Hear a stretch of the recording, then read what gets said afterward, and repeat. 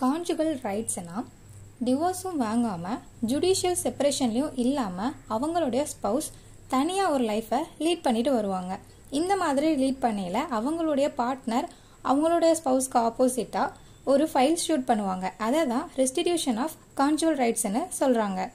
இந்த மாதிரி அவங்களோட செப்பரேட் லைஃப்பை லீட் பண்ணுறதுக்கு முக்கியமான 3 எலமெண்ட்ஸ் இதில் அப்ளை ஆகிருக்கணும்.